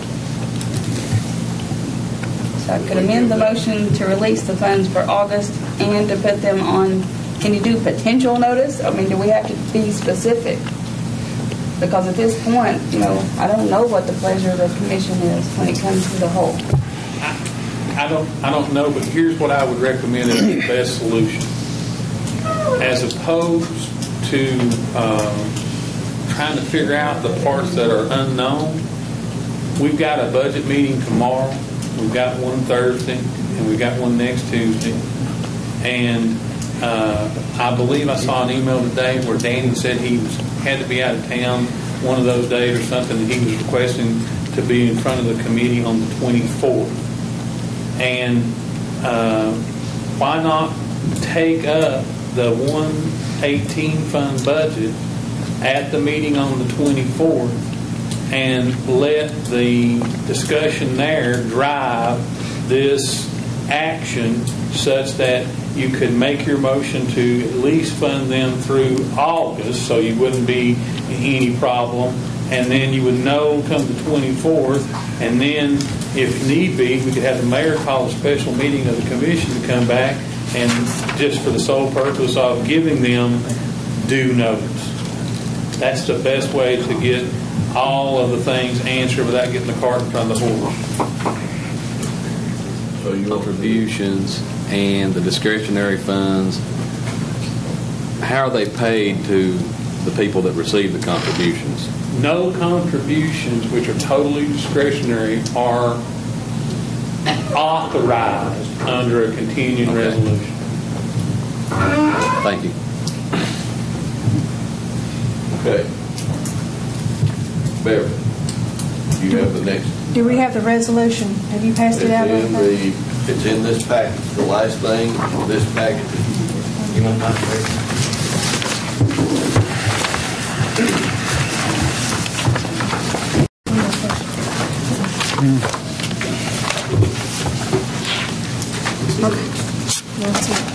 I'd like to put it on the floor to make a motion to pass resolution to repeal or amend Tennessee Code Annotated, Section 3917-101 to legalize handling of poisonous or dangerous snakes, reptiles during religious ceremonies in the state of Tennessee.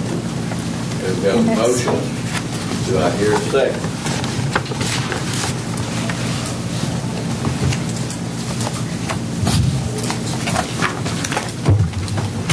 Can I amend that? Or second it and then amend it? I'd like to amend it, if I can. I would like to include in that there has to be proof of insurance provided. However, we have to include it. If they're going to do this, they should have to be able to show proof of insurance in case someone did get hurt. What this resolution would do would be to send it to Dennis Powers and Ken Yeager, so they would be the ones actually passing it. Right, I know that, but if we include the language in there, then that gives them language also to work off of. Mr. Coker, is that something that he's wanting to amend this resolution to say whenever we request the state to repeal section 39-17-101, that when they repeal it, that they add the language those organizations, churches participating in this have to show proof. Who's going to have to show proof to the state? I don't know. That's what me and Marie was talking about. Who's the bouncer on this? Who enforces this? Who's enforcing it before? How much liability? $1 million? I would think that would be significant. Who's going to ride it? Who's going to...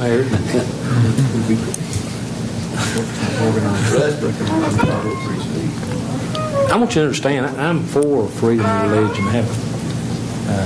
Most of you know me pretty well, but I've been reading into it pretty depth here lately. But Tennessee Wildlife Association there might be laws changed in that too, aren't they, Tom? Mm-hmm. I mean, they will. We both avid hunters. And I think it's more than what we can bite off myself. I mean, you're looking at insurance, and I'm sure insurance companies is not going to insure churches that's my opinion. Yeah. And I'm just looking out for the safety of the people if they're going to... Beverly, you want... Well, what I'm looking at is we're just going to vote on sending it to Ken Yeager and Dennis Powers in order for them to look into about changing the laws. We can't change them here.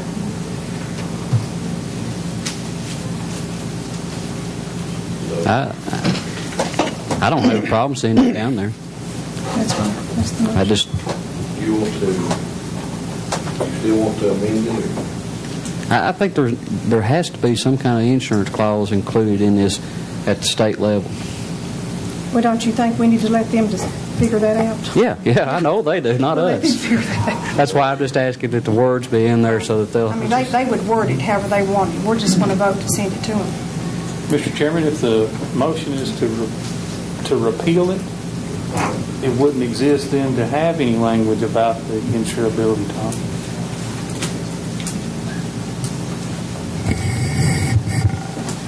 I can understand that. I'm just, again, I'm thinking there needs to be some language in there that would clarify that. I understand. At the state level, not our level.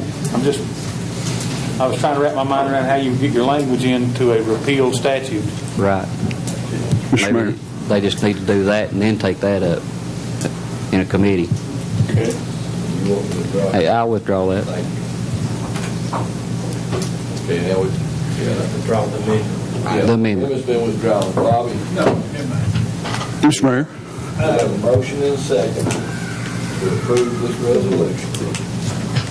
Bob Wallace. I do want to kind of, I guess, get involved in the discussion on this because I've thought about it being kind of a radical guy anyway. But Joe, there are laws that provide attach criminal responsibility to people when dogs bite folks. Is that true? That's true. You're a lawyer. There are some.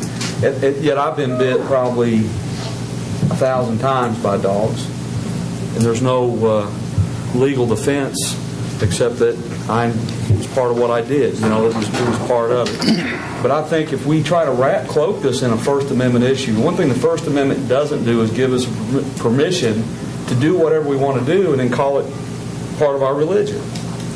And if we say, yes, we're for this, and trust me, this is a hard thing for me, but if we have a group of Muslims that came up here and said, I would like to have 4 wives, are we then obligated to ask Ken Yeager and Dennis Powers to change the law to allow them to have 4 wives?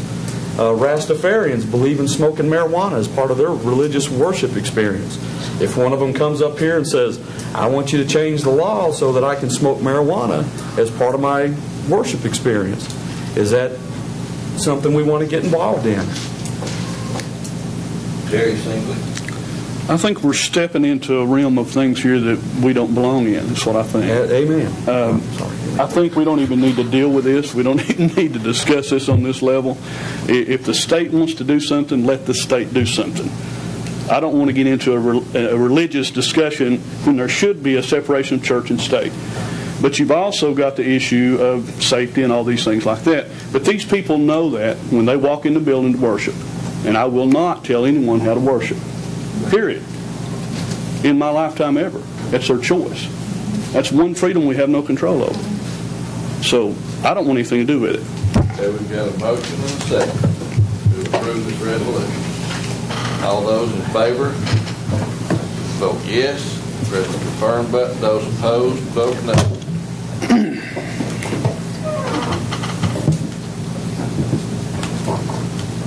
Anyone want to change their vote? Show us the vote.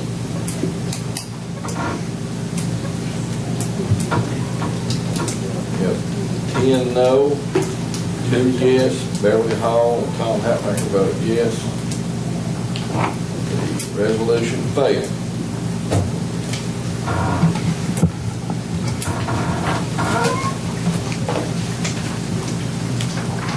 Next item is Hatmaker.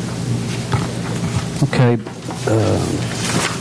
Based on the State of Tennessee Comptroller's Office, they have recommended that we form a audit committee, and that would be my motion, would be for us to form an audit committee tonight. Motion to form an audit committee. Do I have a second? Campbell, second motion. Any discussion?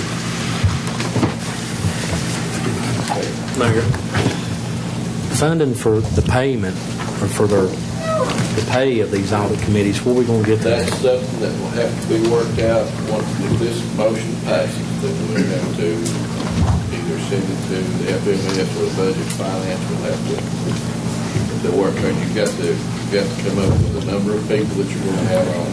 You got to. I understand, but everything that I've went for, and I'm not trying to kill what you're trying to do, Tom, but everything since I've been down here, Mayor, we've always had a budget amendment to fund it. Am I right? Am I wrong? If it had money involved, yes. Well, is these people going to get paid? Or are we going to ask them to do it for nothing? Let's ask them for volunteers first. That's something you'll have to determine later. Yeah, volunteers. So all the other committees are made up of volunteers. So it's volunteer basis. Let's just make it a volunteer basis.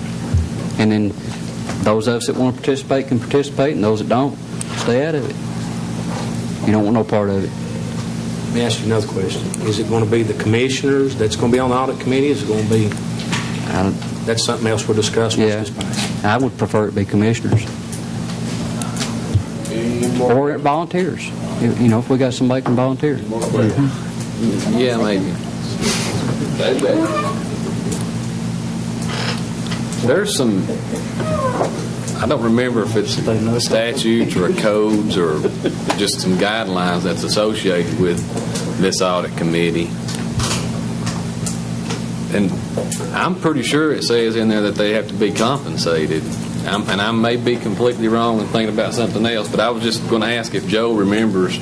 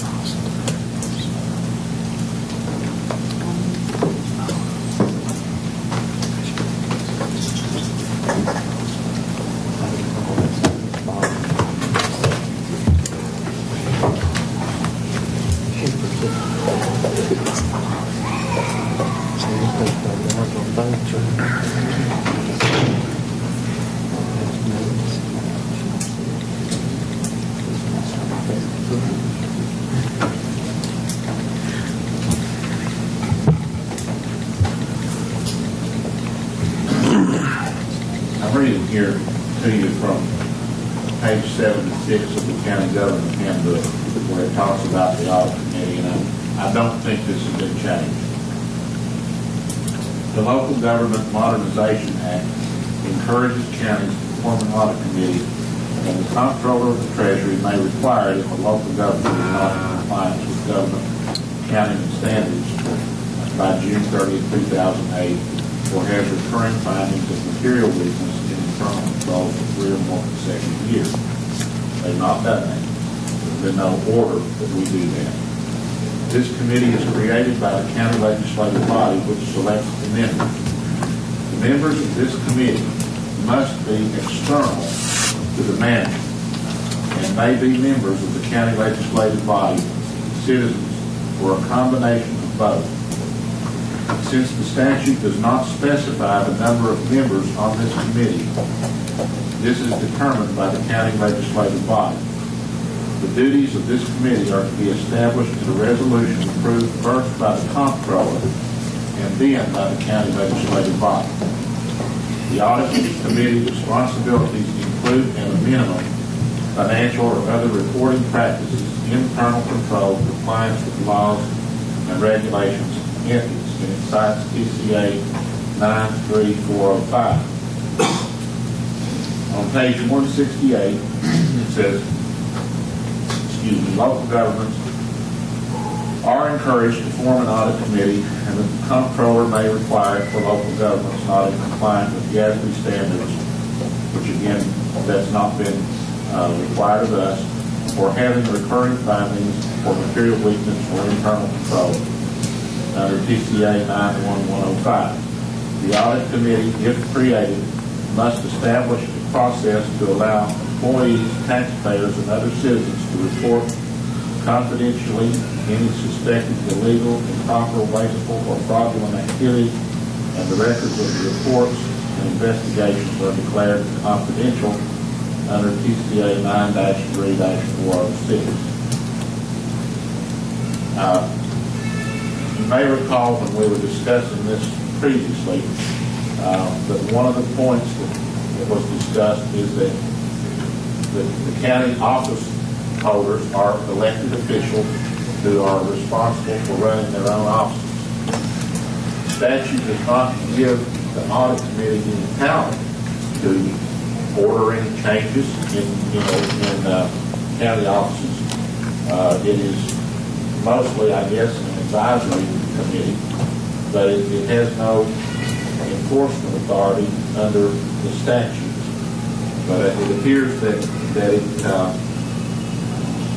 the resolution must first be approved by the comptroller and then by the county legislative body. So I guess what you would do if you wanted to pursue this would be to send a request to the comptroller for instructions on how to proceed, and then it can come back for this body to approve the resolution.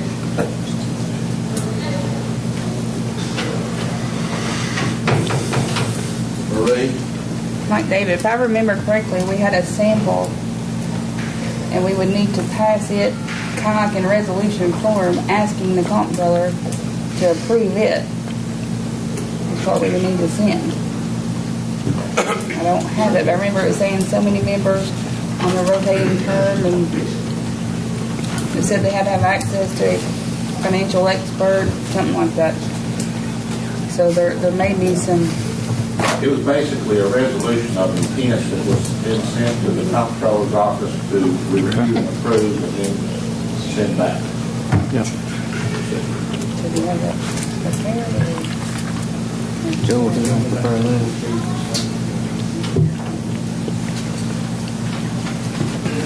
Mr. Chairman, Joe, I'm sorry, but still there will be some, if the members don't have to be compensated for their time, there will be some cost associated with having an audit committee because of the nature of having to do an audit, and I'm assuming do the reports that are due monthly to the legislative body. There will be some cost. It may not be significant cost, but there will be some cost. That's, if you can, Mayor. That's debatable. I mean, maybe you've got someone out there that wants to volunteer that's willing to spend $300 out of their pocket like I did to go over and get paperwork. I mean, you've got people that care about the community out there that would be willing to jump all over this and help. I know, because I've had them call me. Any other questions? Do we have enough information tonight to take action, I guess is what I was trying to ask. I think we need, instead of making the motion to form the audit committee, I think we need, I may make my motion to send it to the state comptroller and get them to do it down there, get what they need to do first, and then we'll address it back here. So you want to change your motion to say?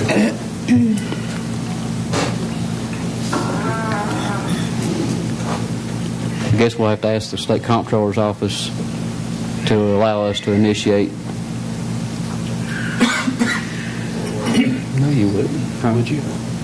I mean, they've already asked us to do this in the audit finding, but I think we still have to go back to them before we can form the audit committee, according to what you read. My recollection is that there was a form that there was a template that they provided, where you would decide if we do this, here's what we're proposing to do, and then you send that, if you adopt that resolution, then you send that to the comptroller's office, and then they would approve or modify it and send it back. And then you would have to take final action on it at that point. So we need to put something together for the workshop next month and address it then before we send it down.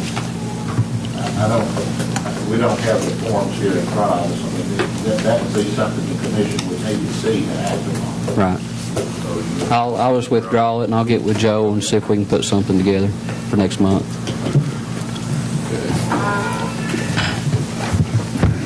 Mr. Chairman, if I can make a statement here. I would ask the commissioners to look at last year's budget books and look at the totals last year versus the totals this year when you're sitting at home going through this to get prepared for the budget meetings, because I think that's a real eye-opener if you'll do that. I mean, line for line item? Not line items per line item? Or are you talking about? Well, if you look at your total revenues, total expenses, those columns, what's under those columns?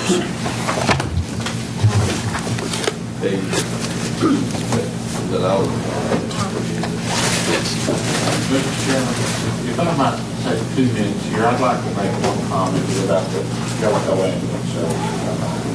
Because I realize there wasn't any action taken tonight, but I don't recall what period the notice period is in the contract, but I think there is a notice period for both sides. And every contract in Tennessee, whether it has a provision in it or not, has covenant of good faith and fair dealing. And I think if you're proposing to make some changes in this contract, particularly in something that's as important as providing ambulance service, health care to the people in this area, then you should consider doing it on a consultative and cooperative basis with these folks, where you meet with them and discuss with them what you're proposing to do, as opposed to just sending a notice, because they would have the same right on the other side to send a notice that would say, whatever the notice period is in this contract, we're just going to stop providing this service if you're given 60 days or whatever period of time it might be. That's just a suggestion. How many of those that we have out there, Jeff, that similar to North Regional, that we have that we might need to let them know that we're going through the budget process? And I mean, you've got organizations out there that we usually give money to every year, and that's not a contract, I know. I don't reckon. One of the things, and Tommy just said something that's absolutely dead on the head correct. looking at the budget document in advance of the budget meetings and specifically using those summary forms so it's not overwhelming of eaches will be a perfect guide to you to see the budget proposals. If you look at the budget proposals and if you understand the composition of the budget revenues to expenditures, what you're going to find in the budget of the general fund is, other than the requested additional items for the 1.6% pay raise and a couple of additional contribution items that the mayor has requested, the only other changes of increase of the 2012-13 budget compared to the 2011-12 budget are in the sheriff's department and in the jail, and they're paying that freight with increased revenue sources that are specific to their operations. So the budget is non-growing, but you're still needing more money, and that's because the revenues are less. Okay? Now, in that environment there, when you ask the question about what are the other type things, we don't have that many contracts wherein we're agreeing to the continuation of things, but you all took action on one just last month at the closeout meeting. That was to tell the East Tennessee Development District that we were going to continue the $12,500 contract with them to provide the planning assistance. That's something that's already been approved by the commissions. Now that means that that item is off the table in the form of cutting it out, or at least in the form of cutting it out without living with the covenants of the notice requirements to stop it. We have several, though. But to be a good brother or a good neighbor. I understand where I'm heading. We have many contributions that are not contracts that those agencies are relying, or maybe relying is not the right word, have grown accustomed to receiving funding from the commission year in, year out. Your rescue squads, your fire departments, your different agencies that receive contributions, and if in fact you were to decide as a group to cut out those discretionary acts, at least you would want to try to give them some notice about that in the good covenant, like Joe was talking about, the good faith and fair dealing covenant, so that they're not left up against it as you were to carry that out. So some kind of notice. Well, they've got accustomed to it over years, and they I guess they feel like that it's going to come in anyway.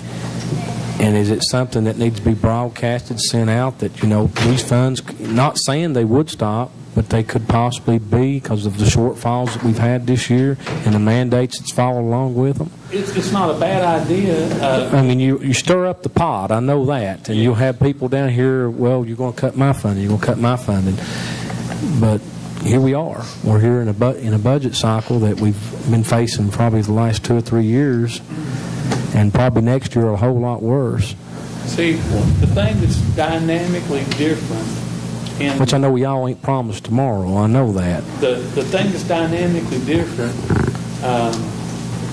in the budget that we're reviewing in comparison to previous cycles is, in previous cycles, you could look at a budget and say, okay, this person's requesting an increase, and that person's requested an increase, and this other person requesting an increase, and you could identify those requested increases and simply say, we're not going to provide those requested increases, and by not providing them, then the budget would be balanced. That is not the circumstance that you're facing in the current cycle. Your current budget is, the school system is requesting an increase pursuant to state law. They don't have a choice. And we don't have a choice. And you don't have a choice. The remaining 2 cents in the county general fund, increased allocation, has absolutely nothing to do with a requested increase in funds. It has everything to do with a reduction in revenue stream that heretofore the general fund was receiving. So just to keep on doing what you were already doing in the general fund requires more revenue in the form of a different source. You're not going to operate on the same same penny every year. Things is going to change. Increase is going to happen if you don't have the revenue flow coming in, which we don't. And I want to be sure that I explain that to you specifically.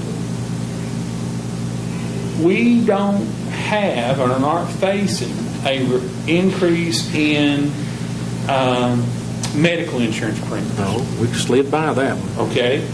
The utility rate increases have been able to be offset. So those quote-unquote inflationary things that you were talking about have been able to be covered. What we can't overcome is the loss of about $140,000 in revenue stream that isn't forthcoming. One of them is identifiable right on his face. It's a line by itself. $60,000 that we were supposed to receive in ERRP reimbursements from the federal government through 2014 that we've got 1 year from, and that's it. And it stopped abruptly, and that's $60,000 of the $138,000 number right there by itself. That's different than being able to identify requested increases. And like I said, the only increases in the general fund budget, other than the two I pointed out that are above and beyond the 2 cents, all are in the sheriff's department and in the jail, and they're paying their own way by producing more telephone commission revenue, commissary revenue, state prisoner board revenue. So it isn't a matter of pointing to the requested increase and say, no, you just don't get it, and the budget comes in balance. That's not the problem. But they've worked their problems out. We still have ours to work out. And the only 2 alternatives I told you in the very first letter I sent out to you is produce more revenue of a different nature to replace the revenue that went away, or budgetary cuts, which mean reduction in appropriations to be lesser in 2012-13 than they were in 2011-12.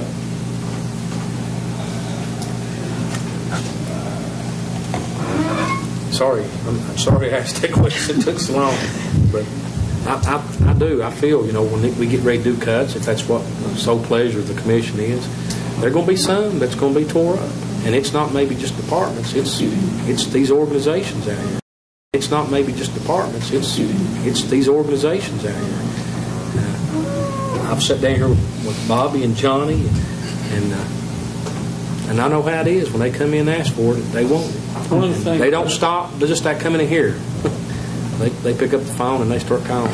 One of the things we've been doing for Marie for the last couple of days is working up a analysis that would show if you had a factor applied reduction across the board, so to speak, what would that produce?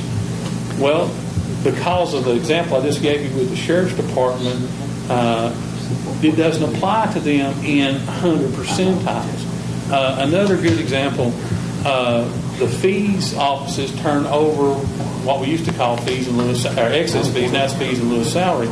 The trustee of the county's total budget is about $350,000, but he remits over $520,000 in fees.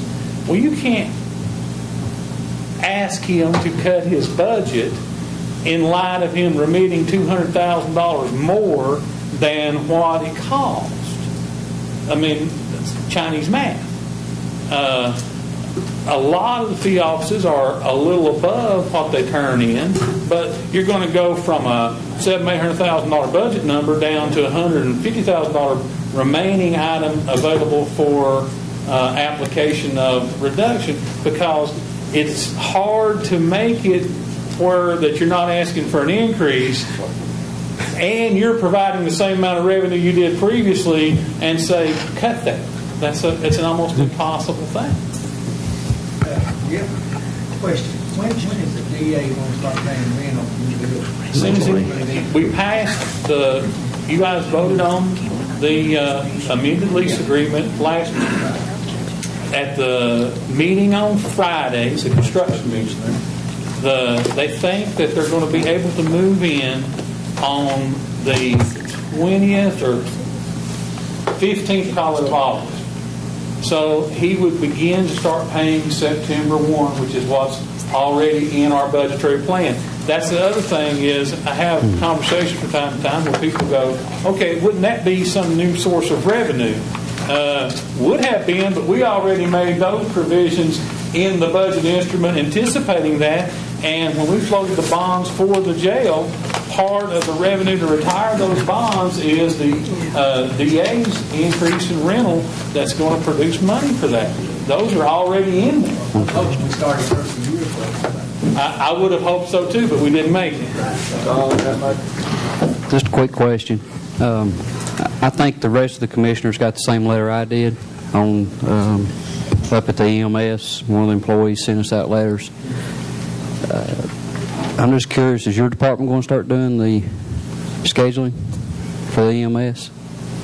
The letter that you got, Danny just checked with all. There's nobody that's been denied leave or denied vacation. Are they having to find their own replacements, though, if they want to take a vacation day? They check.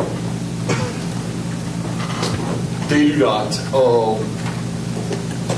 About 6 weeks ago or 8 weeks ago, somewhere along there, Mr. Jay Muncie, the supervisor, went on medical leave of absence. We had a gentleman that was filling in who did not have the contact information. So in order to assist him in finding folks to come in on time off, be it annual or sick, we asked them to reach out to their circle of influence and find folks, their friends that would cover shifts for them, which is great because it gives us a work pool that we didn't have, because each and every person's circle of influence goes out a little bit further than somebody else's. So our part-time pool has expanded. Understand that across all of East Tennessee, there's a shortage of paramedics. We have to have paramedics at night. During the day, we can sort of fill those gaps with EMTs because Jay and I, now Jay's back to work, we're paramedics and we can fill in and make that ALS. We have 5 ALS trucks that work